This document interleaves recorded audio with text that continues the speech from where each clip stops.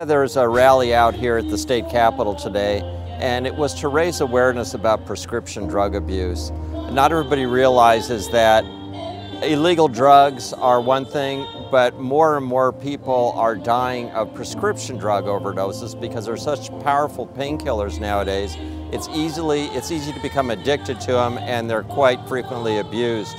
One of the speakers out here today was Gail Box, whose son Austin Box was a player for the University of Oklahoma Sooners football team, and he ended up dying of a prescription drug overdose. And she talked about how important it is to reach out if you think you're having a problem, or if you have a loved one who is in pain and taking some of these drugs, to closely monitor them, as well as keep this kind of drugs under lock and key, essentially, to keep them away from unintended uses. And so it's been almost, well, it's more than 5 years since her son died, and she's at her today, still quite emotional over his death.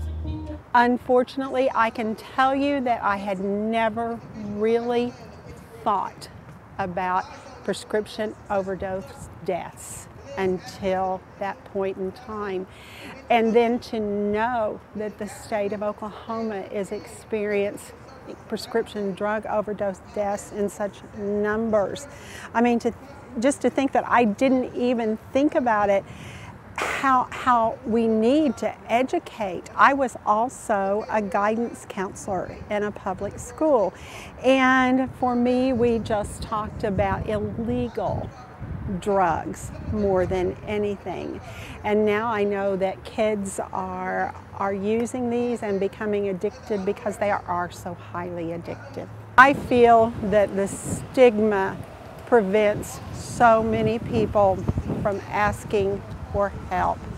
I really think that in the case of Austin, he would have been so ashamed to admit that he was abusing prescription drugs.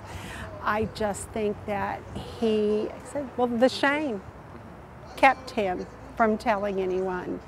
And it's sad when we think that, we put so much stigma and shame on it, that death is the alternative rather than reaching out and getting help.